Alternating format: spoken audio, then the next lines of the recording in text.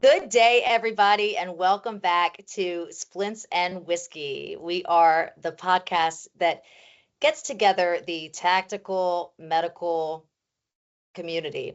And what we do is we talk about best practices. We talk about strengths, weaknesses, opportunities, threats to training for our first responders, um, EMTs, paramedics, SWAT, firefighter, par- uh, things of that nature, or military medicine, our corpsmen, medics, special operations medics, um, and our guardians, sailors, shipmates, soldiers. There's so many of you guys that protect this country and that are on our program. So I want to thank you guys for being here today. Without further ado, I want to introduce you to my new friend, David. His name is David Kleiman. David and I recently met, so you guys are getting to know him kind of at the same time that I am. But David is a firefighter paramedic in, among other things, in Atlanta, Georgia. And I'm going to have David introduce himself to you, and then we're going to talk a little bit about tactical medicine, what it's like to be out in the field, and some of the things that he does with his time to be able to serve his community and serve all of us, really. So, David, thank you for coming on to our show. I appreciate you being here. And if you don't mind, if you just would introduce yourself to our guys at Splints and Whiskey, that'd be awesome. And then we'll just have our conversation. Well, hey Liz, first off, thank you so much for the invite. I'm looking forward to this. Hopefully I'll do you a solid one here. So, I think you um, will. so David Kleiman, I am from Atlanta, Georgia. I'm actually from Wyoming, but I migrated to Atlanta, Georgia. And so I've been in pre-hospital medicine since 1992, where I started out as a corpsman. Okay, so you started as a corpsman, and then what? Well, in 1992, out of high school, I joined the military. I got a family background in the military, and so I actually went in to do medicine. So I was blessed to be in from 92 until the end of 95 as a corpsman. At the time, they were called 91 Bravos. Now they're called 68 Whiskeys. Yeah. So And where were you stationed? so I stationed the whole time in Fort Sam Houston and then Fort Hood. So I'm very familiar with your San Antonio. Love San Antonio. Yeah, so it was kind of interesting because the predecessor to the 68 Whiskeys was the 91 Bravos. And it was Uh-huh. interesting because when I was in, we still do, and they still do it today, but you do EMT basics. And when they did ours, it was, hey, if you pass national registry and you were a basic, then they took a group of us and they were like, well, let's see if we can make you a little bit better. So then they went and showed us how to do I-85 skills, and then they ended up doing paramedic skills. And then we did a lot of the different types of labs that the 68 Whiskeys do now. And Mm-hmm. then I went to Fort Hood and then back and forth between Fort Sam and Fort Hood for a while there, doing a lot of different labs and, That's awesome. working on ambulances and stuff. So that gave me my taste for pre-hospital medicine. Heck yeah. That's, the me too, sort of. Corpsman, when I fell in love with this whole thing, I've always been involved in medicine, but when I fell in love with military medicine and this and all this, it was via really the corpsman. I got out in the field, saw what they did. I couldn't believe it. And then I've had the opportunity a lot. That's my stomping ground where you're talking about where you were. And we've recently worked with the 68 Whiskeys. They're building a really killer program that's immersive, some immersive training that they could possibly do with stations and things of that nature. And yeah, I mean, that's an impressive. Okay, so after you left Fort Sam and Fort Hood, going back and forth, then where did your career take you? Well, so I had no clue. I didn't appreciate it at the time because, in the military, you get all the certifications, but you don't have to hold them since, you're a government employee. So Yeah. I was doing all these advanced skills, escharotomy, fasciotomies, crikes, and we were doing some chest tubes, venous cut downs, some really cool stuff. But I didn't, even back then we were doing intercardiac drugs. It shows you how old school I am for Yeah. ACLS. I mean, it was insane stuff I didn't appreciate. So when I got out, I was like, all right, I'm going back to Georgia. I'm going straight to pre-hospital. And that's when my young self realized, the first ambulance I went to, they were like, "Hey, where's your certs?" And I was like, "Hey, I'm a Ugh. 91 Bravo. I'm from the military, blah, blah, blah." And they were like, "Wait, you never maintain your certifications." Mm. So I had to go and do retail to actually redo EMT and paramedic school. Well, I had no clue. Like I said, I came back and went straight to the first ambulance company, and it blew my mind. I was like, they gave me the certs, but I think that was the biggest disservice the military does, that they don't explain, hey, you're a licensed paramedic. Go do your CEUs, keep your ACLS, keep your BLS, because I didn't realize, and now I do looking back, hey, Right. we're all government property. They don't really care if I sutured some poor National Guardsman face up in, in California. Dude probably looks like Frankenstein, but I never appreciated that, hey, I can just do what I want, Yeah. and not going to get sued, maybe get a talking to, hey, you didn't do the venous cut down right. But Right. I came out thinking, oh, this is what I'm going to do in paramedic school. And boy, it was an eye opener for me when I redid EMT in paramedic school and get on the ambulance. I'm like, hey, where's the surgical criteria? Where's the venous cut down tray? Where's this? And they're like, oh, no, your scope of practice for the state is this. And I'm like, but I was doing this, so. Gosh, I am so happy just to hear. I'm happy to hear you say that, because I hear it a lot. I find it as a frustrating person, again, as a layperson, but when I look at my clients and customers who become like family, and when I see that they're coming up on their retirement, if they're or if they've served their 3 years to 6 years, that the group that doesn't retire, but they put in the time. I find it frustrating that they can't go out and just become, be placed into an EMS family, a firehouse, whatever, to where they can take that with them and go. So that's a good message for our young listeners, is get your certs, people. You might not stay there forever, so get your certs. And if you have any Maintain your questions, certs. or maintain them. Yeah, you get them. Yes. Thank you. Yeah, please Yeah. maintain your certifications, guys, because we want you, us people out in the US, we want you in the streets when you get out of the military. Please, please, please. The skill set is unbelievable, of a hospital corpsman. Yes. Thank you. Oh yeah, very, very incredible. Yeah. So let's see. When I get out, I had to go redo EMT and paramedic school, and of course, the military changed it to a higher standard. So EMT school was a joke, and so it was such a joke that I was blessed to have the best EMT and paramedic instructor, Don Service, from a local college. Cool. And he took me under his wing, and he was like, hey, listen, you're ex-military medic, so here's what I need you to do. You're just blowing through the test. I need you to help me teach, as soon as you go to paramedic school, while you're in paramedic school, I need you to help me come teach EMT school.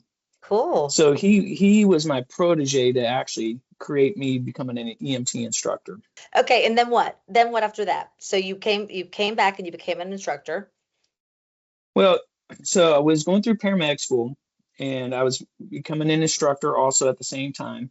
And I started working for a private ambulance service. And that's when I discovered, hey, you can't do a lot of the stuff that I did in the military. So I went and became a flight paramedic at the same time. So I was loved that. So I was getting married. So I was working at a private ambulance service, and then I was also working at the flight service, and then becoming an EMT instructor, and eventually a paramedic instructor also. Wow. So at the time, the flight paramedics, we were not regulated the way the state regulates them now. So our scope of practice was almost comparable to the military. Yeah. So I really, really enjoyed that at the time, because the stuff I learned in the military, I was able to do on the helicopter. That's super cool. Tell me about that. How long were you a flight paramedic, or are you still practicing as a flight paramedic now? Okay. No, I did it for 7 years, and then my wife asked me. We had a couple little mishaps on the helicopter, and she was like, "Hey, can you just step off the helicopter?" And so I gave that up after 7 years. Oh, that's awesome. That's awesome. Maybe not for you, but for your wife and for all of your loved ones. Correct. But I absolutely love that. Yeah, I bet you did. I worked for a flight paramedic, a critical care paramedic from Canada. I worked for him, and the stories were pretty unbelievable. So I couldn't imagine. And then now, of course, selling to the Air Force and selling to all of our flight medics. It's you hear a lot of really, really good stories, and it's just, thank you for your service. And so today, what are you doing today? Well, I'm going to ask you specifically about something I saw on your resume CV that you did not mention, which I'm going to go crazy over, which is NASCAR. But but if you could tell me what you're doing today, and then I want to go into the NASCAR thing, because that to me, that shocked me to death this morning when I saw that. But tell me what you're doing now. So right now, I work for a large urban fire department in Metro Atlanta, Mhm. and I'm on the specialty team, and so I'm a tactical paramedic, and so tactical medicine is one of my passions now because it's very, very similar to what I did in the military. So, Mhm. of course, at the time in the military, we didn't really have the true tactical stuff. It was starting to come around when I left. So, love the tactical medicine, being up there near right there at the hot zone or in the hot zone, treating these potential patients. Mhm. Some of the other big things going on, I helped create the canine medicine for us. Ah, And then I helped get us our blood program, our pre-hospital blood program up and running. that's awesome. You say that as if it's like, you say that very like laissez-faire. What I've heard about you, because listeners, here's this breaking news. Liz reached out to David, introduced herself, and said, "Please be my friend." When I read when I read some stuff on LinkedIn, uh, but because I knew that I looked at your stuff, I saw you on LinkedIn, and I had to come after you, and so then I had to ask a colleague of mine if y'all were doing whole blood, and they told me all this, how great you were and how innovative you were, and I can kind of understand that now, because I would like to talk about the whole blood program too, if you don't mind, but briefly, because Oh yeah. now I want to know everything, and I'm afraid I'm gonna do a David Kleiman miniseries. Yeah, today's the first Uh, of 7 episodes with David.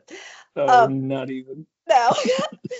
um, okay, cool. So I want to talk about canines too, but all right, so awesome. So you fell in love with tactical medicine, and you said something that made my ears perk, because this is sort of the what one area that we talk about a lot. And if you've looked at the website, you can see we talk about how tac med training was back in the day, hence the name Splints and Whiskey.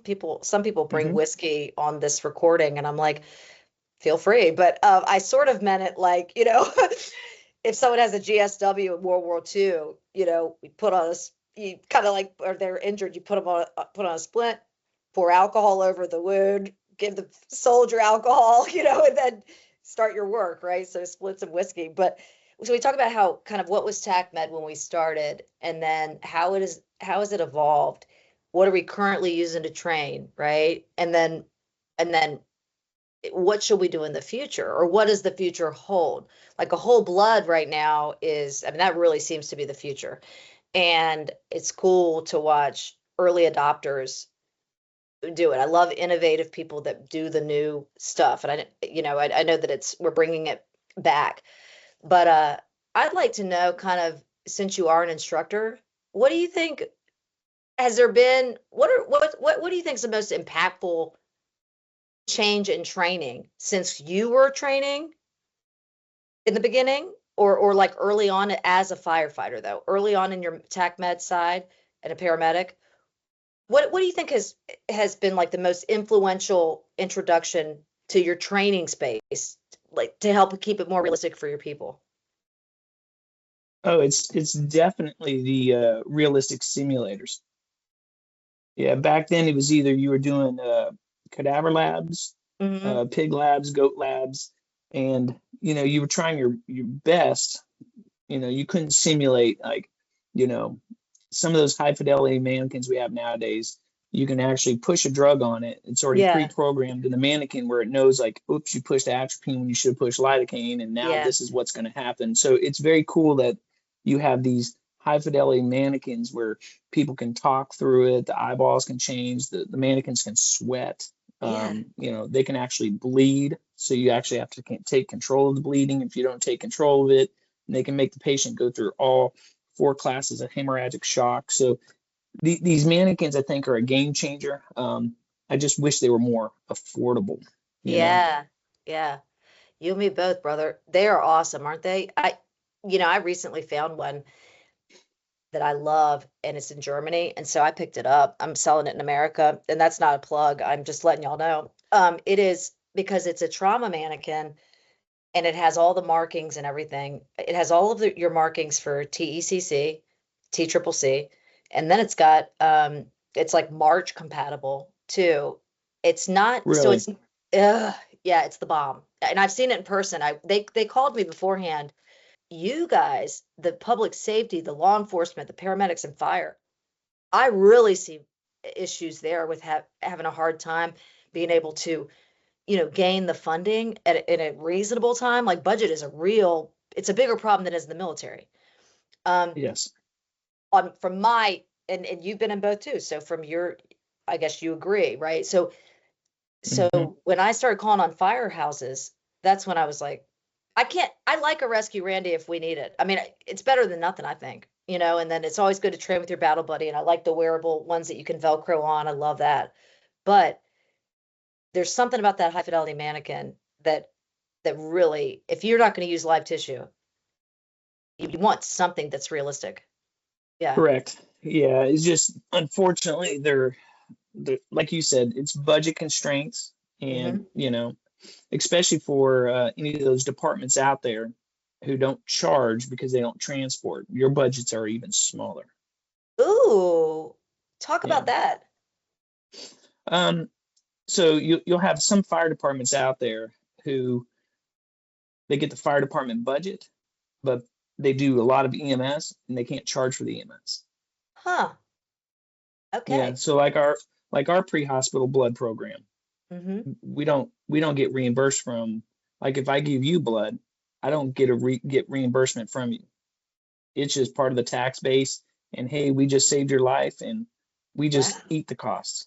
I didn't know that. Yeah. Huh. Which to me, I couldn't care less. I'm here to save a life. Yeah. But when you're looking at it from a budgetary standpoint, you're like, man, I just spent $20,000 on all these coolers, blood warmers, and Yeah. now Dave saves a life. That's $2,500 gone out the window. And so now you're talking about taking if you work for a fire base, now you're talking about taking that fire base budget and let's say your EMS is this much of a budget. Now they trim it to that much, and you're like, oh, now I've got to. Where do we put the pennies? You know what I'm saying? Right. I do. I do. Yeah. Yeah. I mean, I understand how that I, I didn't know about the reimbursement there, but I do understand that it's, we're working on limited funds, and then you've got your entire, community expecting miracles from you guys, right? Every day in and day out, expecting these miracles. But I don't think a lot of people understand the type of constraints you may have, just to be able to get the training that you need, wow. So tell Well, me I'll give about, you an okay, I'll yeah. give you even a better example. So when I created the canine medicine, I was looking for canine fidelity, right? Mm-hmm. Something good to train all of our TAC medics on. Yeah. There's like a $38,000 mannequin, but how do you justify that spending, this much of your EMS budget, and now I'm going to spend that much for one mannequin for only 18 people? So, your constraints sometimes are very, very handcuffed, Yeah, I they guess are you want to say. handcuffed. Yeah, they are. Yeah. I mean, I went to a fire department here in Virginia that serves in geography, like in space, land. They serve they're the largest department in Virginia, okay, by space and land. Well, I came and brought them things that I felt like were staples, to see, just staples. I'm talking about true clot blood, like some blood, I mean, it's the best affordable blood I've ever seen, not to mention it clots. How cool is that? So you have that. And so I was bringing them like blood, and then maybe some like practice meds and practice IVs and things like that, right? And then like an arm for just an arm, not a full body, but IV arms, things like that. And I mean, and they have a large budget. They're considered thought leaders. People love them. All this, and they go like, no, we have to go to the pharmacy and take boxes of their empty medicines and bring those to our firehouse. We have to bring this for the EMS. They couldn't afford really almost anything. They had one hand-me-down mannequin. Well, and then you get outside, now I'm in an urban. So when Yeah. I used to write EMS books and chapters, and JV Learning was like, hey, we need you to fly to Utah to teach a class. And I was like, oh, okay. I think I was an hour and a half outside Salt Lake, and that whole EMS department was volunteer based. Yeah. So their training, they didn't have the mannequins, they didn't have nothing. And so, I was just teaching them, you know, pediatric emergency, and then I was also teaching them trauma. And these guys started, hey, what about cardiac arrest? And you're talking about these outlying services where it's taking them an hour to get to somebody in cardiac arrest, and they're like, oh, we never save anybody. And I'm like, that's like a daily occurrence where I'm at. Yeah, So exactly. you come outside even more into these rural, an hour outside Salt Lake, and you're like, man, it's kind of crazy and scary. I want to learn more about the hospital, the blood program, but I wanted to see if we could talk a little bit about NASCAR. I saw on your resume it says NASCAR to present, right? You started in 2017 Correct. and till present. Yes, ma'am. I still So, do it, and I actually got a race coming up next month. okay, will you tell me what you do? I'm not even going to describe it. I'm just what I've read. I want you to tell me about that because, yesterday we're recording this the day after Memorial Day. And so Yep. yesterday there was a big race. And I share with you, my favorite organization is Honor and Remember, and they have a car. So tell me about what you do with NASCAR. So it's been a big, big NASCAR fan forever, and my wife's also a big NASCAR fan, and Hey. so I always help anybody at my department. Because most departments you got to be a firefighter and then an EMT, and I always help people pass EMT school or Oh, paramedic cool. school. And so I never ask for anything in return because everybody always wants to give you something. So I helped this guy pass EMT school. And of course, hey, what can I do for you, Dave? What can I give you? And I was like, nothing, nothing. And I come home and my wife was like, he works for NASCAR. And I've tried for years to get into NASCAR. So I said, hey man, I'm gonna cash in the chip. Never done it, but I was like, get me into NASCAR. So the first opening was actually for a firefighter for pit road. So what Cool. all NASCAR tracks do is you have the pits, and you always have a firefighter that's in the pit. So when you're watching your NASCAR races, you'll see some guy in a red suit. That is your NASCAR pit road firefighter. Okay. So you go, and when you're in the pits, you're actually trained for the pits. You're actually trained for all the garages. So truck garage, Xfinity, actual Cup Series. You also get trained for the fuel islands. And so when you're in the pits, your main job is to protect the fuel man and the rear tire changer. And then the pit to my right, I would actually take care of the engine fire.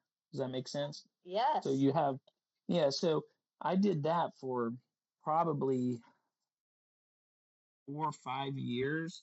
I was in the pits, and you talk about just incredible because you're talking about these cars coming into the pit road, at 60 miles an hour. I'm just watching these incredible athletes, you know, do these pits in less than 13 seconds.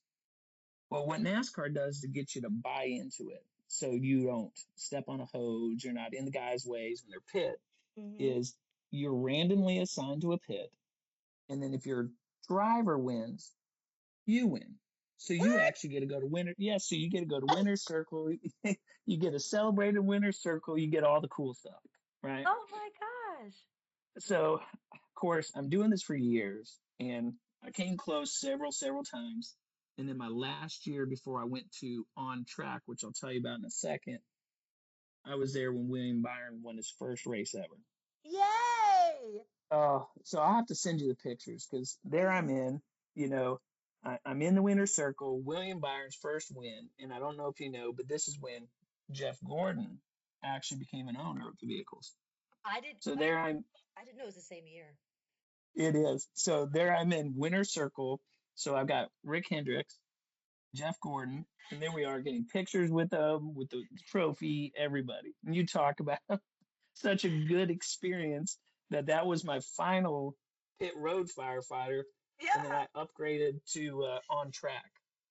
Gosh. So yeah, so now I work in a crash truck on the track. So if somebody crashes, I come out of turn one and I take care of turn one to turn two. So if you crash at Atlanta Motor Speedway, our little car comes out there and we put your car out on fire. We, help the drivers out if they're injured and that kind of stuff. So it's a lot of intense Whoa. training, but oh, you talk about such a good experience. And man, I absolutely love it.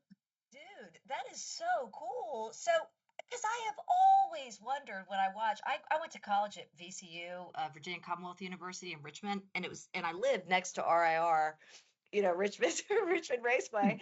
So every time that, there was a race, you could hear it, it's like hearing jet Oh, noise at yeah. the ocean front. You could hear it. It was just crazy. And we went to several shows. One time I went in a pit. I had my big I had earpieces in and stuff. I went, but gosh, nothing like this. And I've always wondered how you treat. Can you tell me about a time of treating someone from an injury in NASCAR?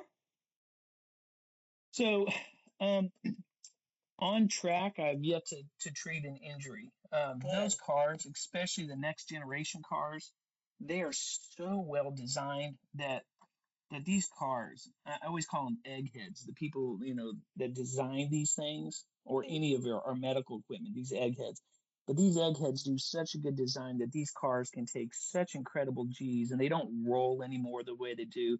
So I have yet to have to extricate a driver, thank God, or have Yeah, had thank God. drivers Yeah. injured.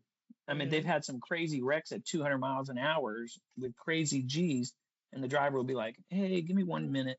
2, 3 minutes later, they get out of the vehicle. I That's mean, it's just unbelievable. insane. Yeah. Yeah. So if they wreck between 1 and 2 today, like when you're with your current position, if they do between in your space, then you rush out, put it out. If they catch fire, that's Yeah, insane. we do have more fires nowadays I as we bet. used to. Yeah, because the Why? vehicles nowadays are composite body, and so they have an undercarriage.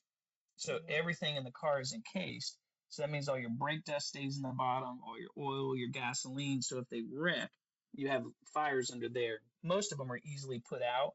Mhm. So now when we were in the pits, we had more injuries back then because we used to have 5 lug nuts compared to one. So you're talking about your tire changers had to be faster. So there was a lot more injuries of, uh, you know, um, people getting injured with lug nuts, people getting injured with flash fires and that kind of stuff. So you had more little those type of injuries, but nothing really traumatic. I'm glad. I'm so glad. I've really always wondered about that. But it's funny. It's like stuff like this. You don't even realize that of course there should be a medic down there, but you don't even think about it. I mean, you just don't you just don't think about that as a fan of NASCAR. Oh, I wonder who's taking care of them. To have a firefighter down. I mean, all of it. I've always wondered about it, but that's cool. That is really cool. So now do you do that? How often are you there? Like several times a Um, year so or? well, I do Atlanta Motor Speedway twice a year, but I'm Mhm. actually certified where I can go anywhere in the U.S. So sometimes if tracks are available and they need help with either crash truck, pit road, garages, or whatever, I'll just travel to their track and help them. Well, it's funny because I was listening to one of your podcasts where the guy was talking about, you know, how of a career and the different options, and I tell people all the time, I've done movie medics. There's stuff out there, movie medics, sales reps, NASCAR. There's so many avenues that most people, when they get into this pre-hospital medicine, they're always like, oh, I got to be on the ambulance or a fire department. You don't have to. There's so many different aspects and avenues you can go down. That's so true. Wow, Yeah. that's really, thank you for that. I love that. That's really encouraging. There are a lot of young listeners that their whole life Hmm.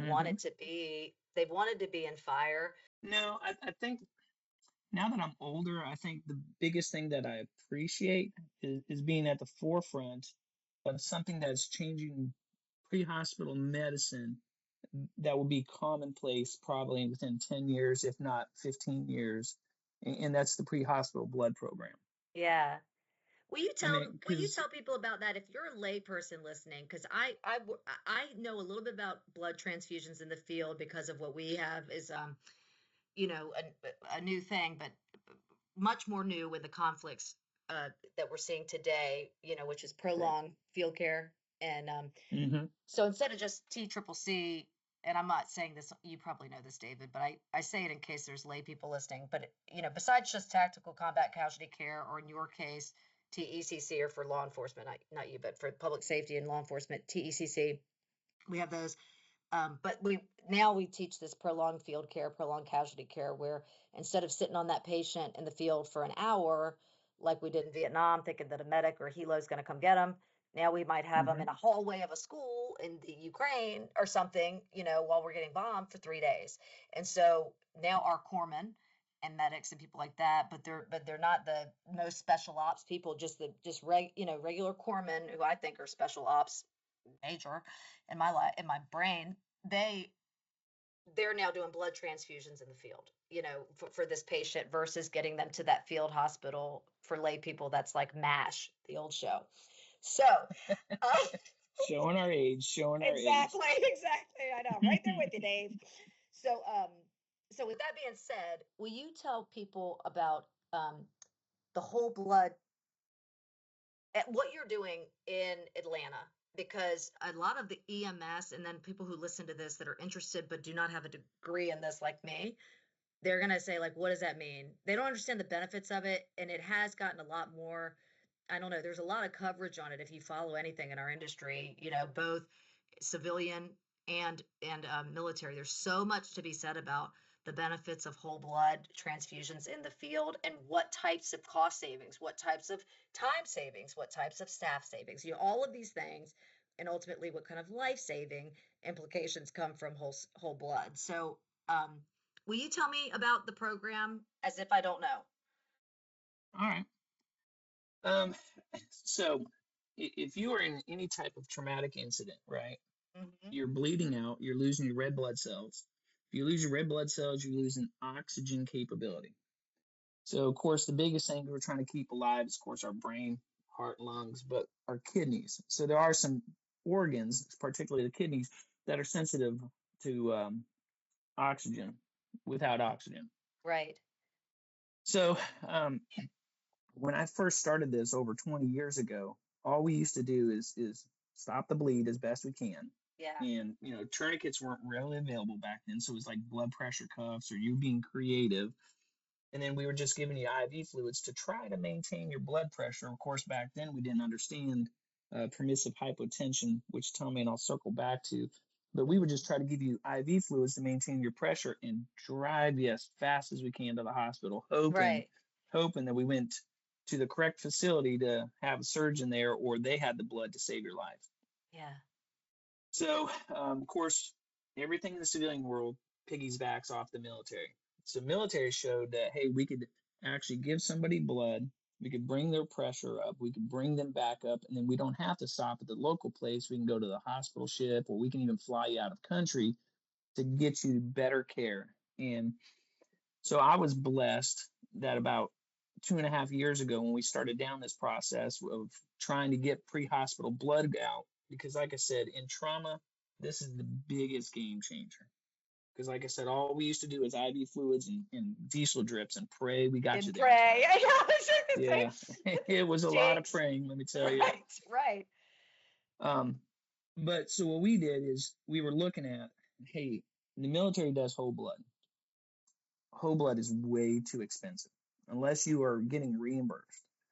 So what we did is we looked at and we modeled ourselves. So I didn't invent the wheel. I just modeled myself after a couple of places: New Orleans, San Antonio, Houston, Yeah. Miami-Dade. And what we decided to do was blood component therapy. So we give you packed red blood cells. So now we give you the oxygen back to your brain, right? We give you plasma. So we now are creating your volume, and we're giving you some clotting factors. And so the only thing we're missing out of whole blood is platelets. Yep. So we actually do blood component therapy, and whether it's my age, maturity, I'm fine, wherever I'm at in life, I can appreciate it because now you're getting these people who a couple of years ago, somebody in a traumatic incident, ejected out of a vehicle, shot, stabbed, whatever it be, most of the time you would stop the bleed, and then these people are circling the drain. They're in what we call class 3 or 4 hemorrhagic shock, which most of the time your heart gives out, you're having to be aggressive on intubations and stuff, and then you end up pumping on their chest and they don't Yeah. survive. Right.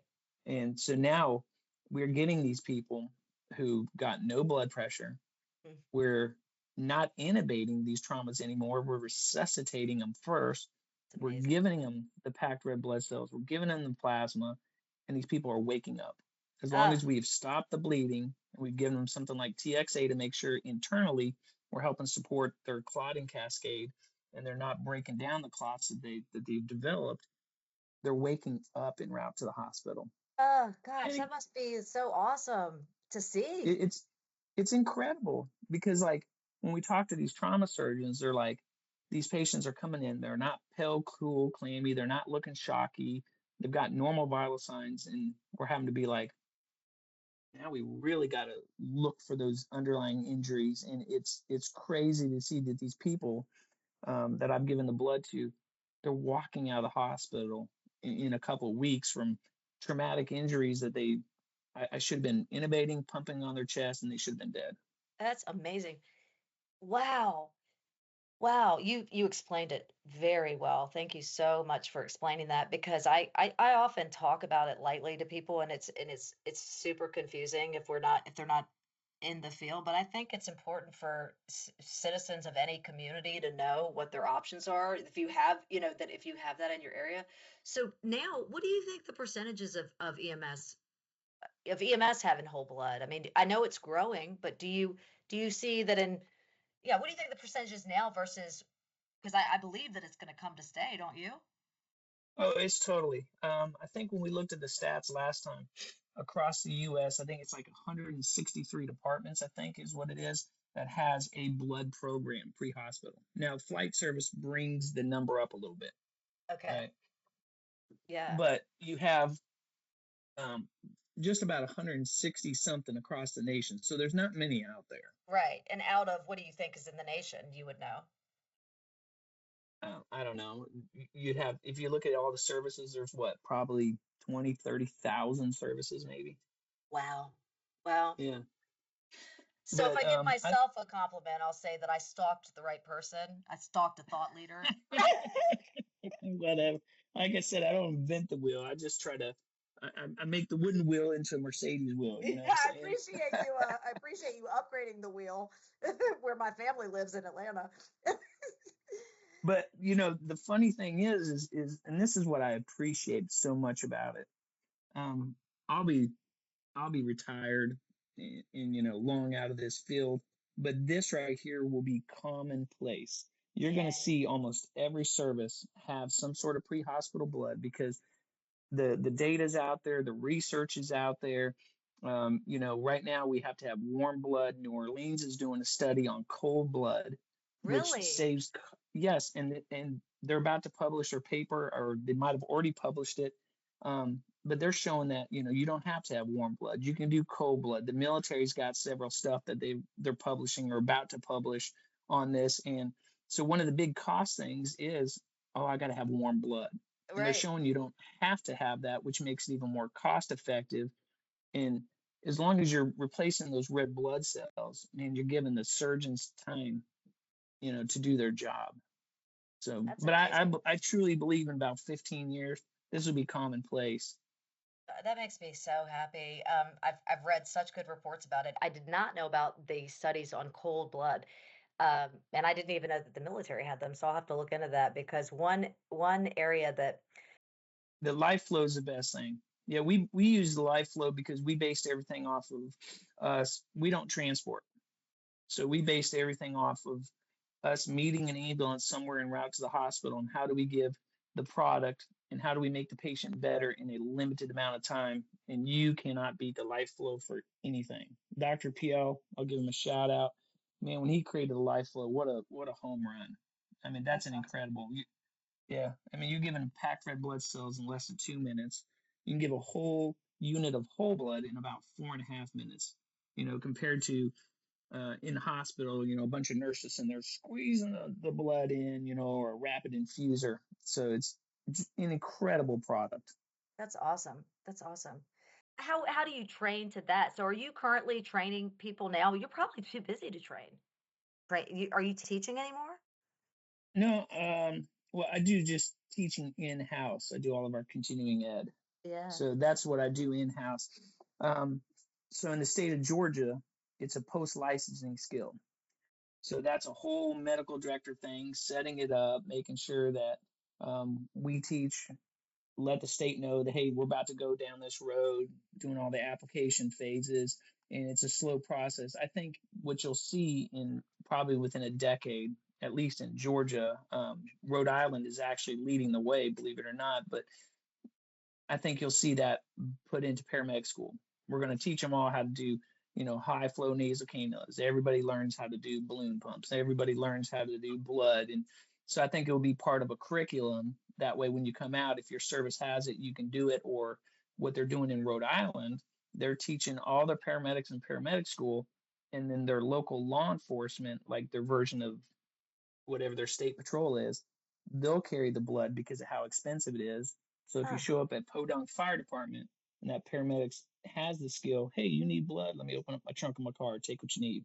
Huh. Yep. Wow. So like here in Georgia, it's whoever's gone through the application phase for the state.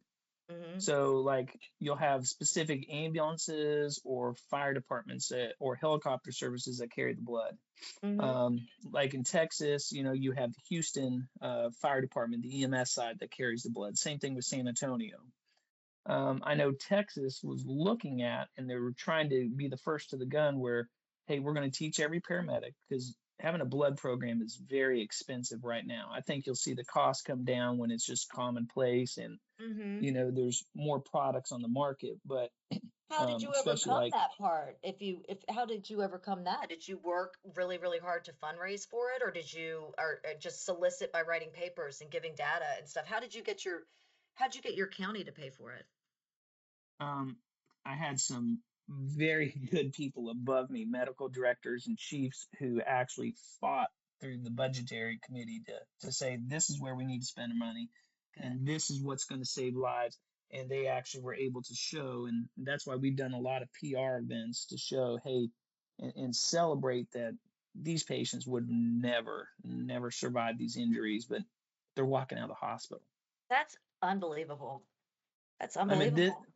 I had one trauma surgeon put it this way. So what changed cardiac arrest, 30 years ago or whatever, was the defibrillator. Hmm. Somebody was in, and this is back probably in the 70s or 80s. Somebody's in cardiac arrest or in VFib. When you brought the defibrillator out to the pre-hospital world, cardiac arrest survival went straight through the roof. People survived cardiac arrest.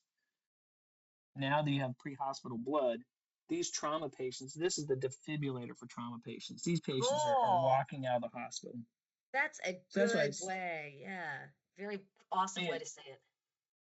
yeah, I wish I could think of that guy's name because he when he said that, I was like, that's it in a nutshell. Thank you. That helped me because I've Yeah. been asking for about 2 years to certain people, like these guys that are doing that we work with and where I spend most of my time, it's like they've been soliciting and working and writing studies and doing everything they can for years to get it going, in different commands and stuff. And I always will say, like, please explain it better. Please explain. You just explained it really well. The defibrillator of the blood program, just that's powerful. That is powerful. Um, I wanted to ask you about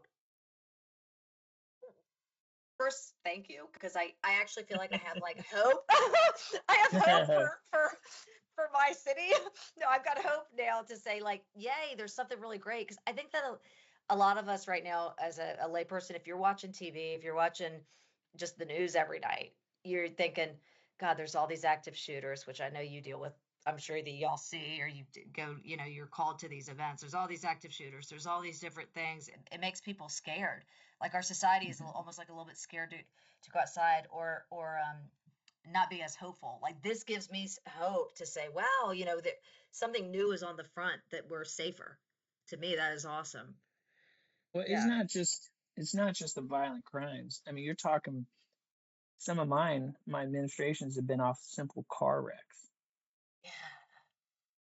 So it's Wow. just any type of trauma, and this is the biggest game changer, and that's why I'm blessed and I can appreciate it that this will be commonplace. Like I said, I know Texas, because of the cost, Texas was trying to, we're going to train everybody in the paramedic schools, and then, you guys can start training your department. And they were going to hook it onto every Texas state patrolman in Rhode Island because it was a smaller little state. They were like, we'll beat you to the punch.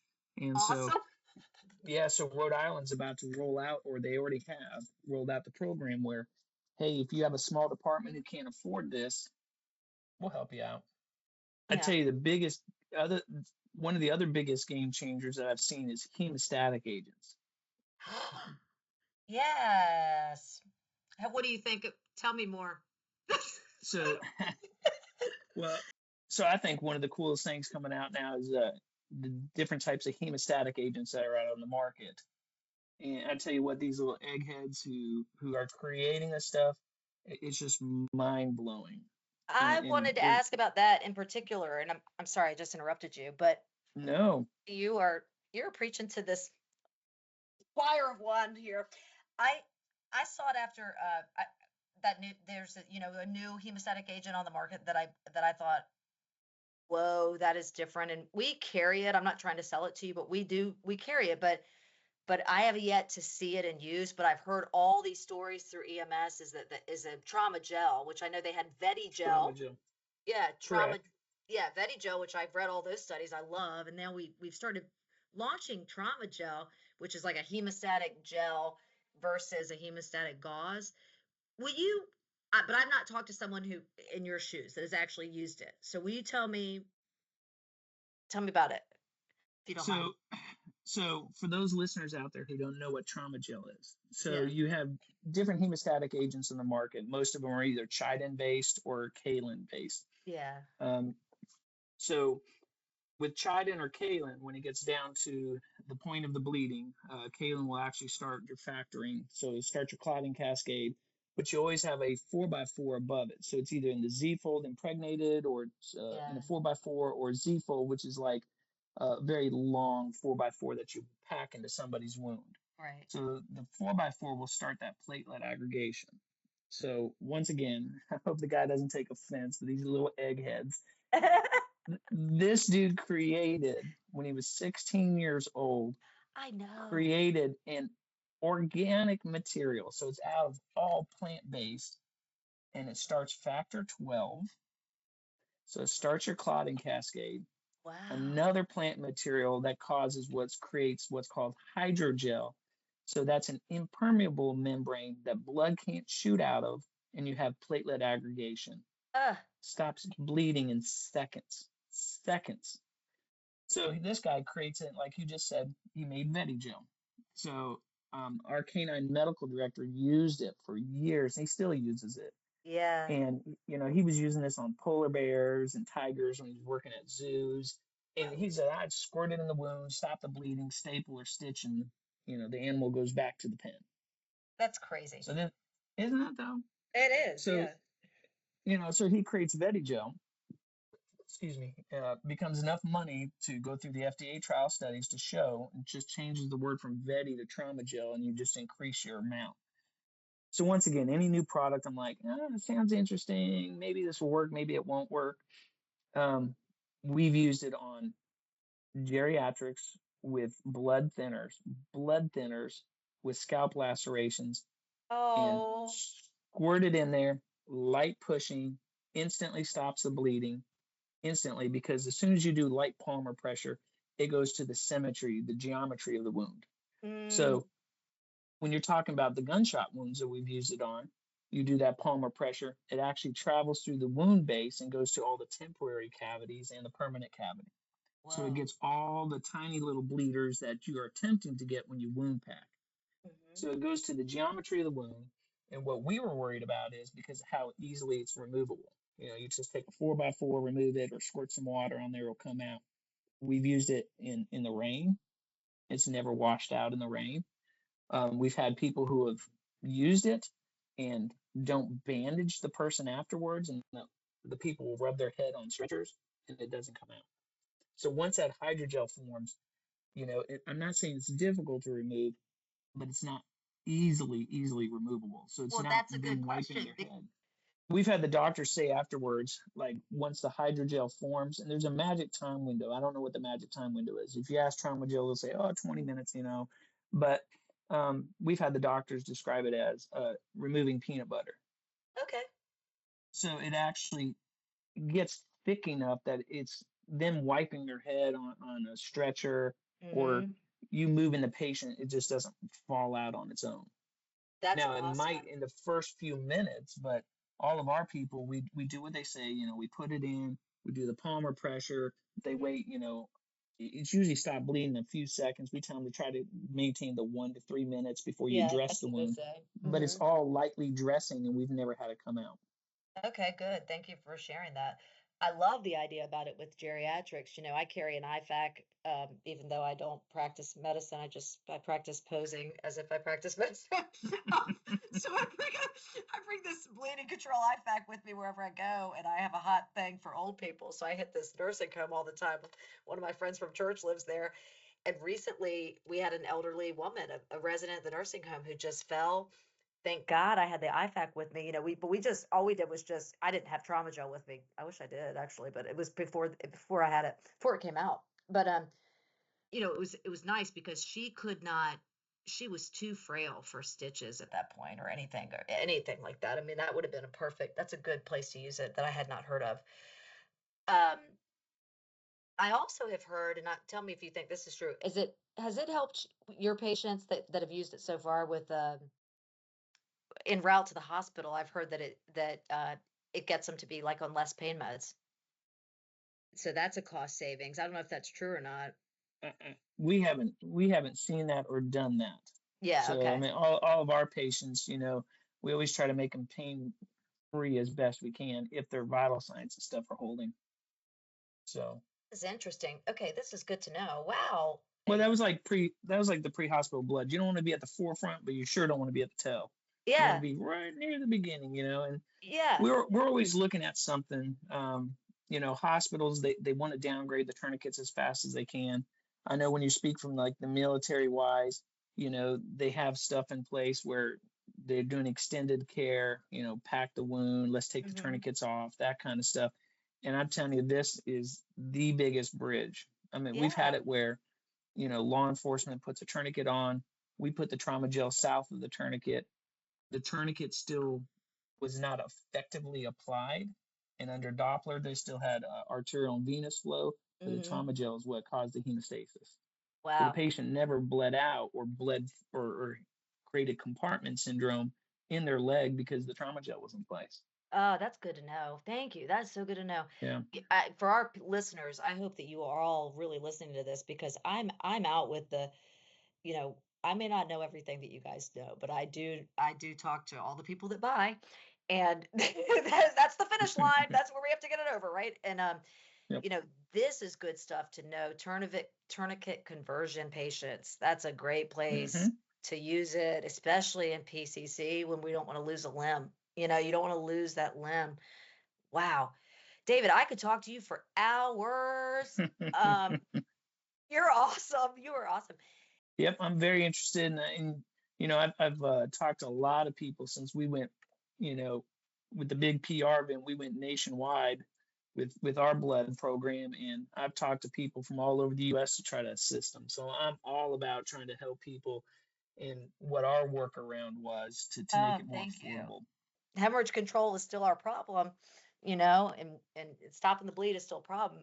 These are areas where we clearly can continue to invest our money in that. So it's like I'm always thankful to have someone who has experience with it to come on. Like I said, I could talk to you for hours, but I know you don't want to talk to me for hours. The listeners would listen to you for hours. They're that into it. But um, I want to thank you for your time. I would love if you don't mind, because it's clear that you are just your thought leader. I appreciate you taking a risk with being on with me since you didn't know me. Um, could you give us any last words. Maybe I'll let you take the last words for what some of our collective community can think about for things moving forward, and innovations, I guess, in your line of work. Um, One of the big things I always try to tell and empower like the next generation, something that I wish I would have done early in my career is go to these conferences, go to these big nation conferences, SOMA, EMS World, whatever. Go to these conferences, look and talk to all these vendors, and then approach your medical directors.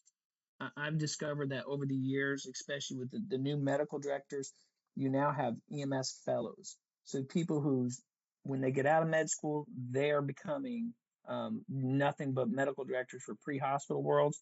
And now that they're specialty people, these guys are so approachable. You coming in there and um, trying to think of the name of the new medication, but somebody finally invented a better Narcan.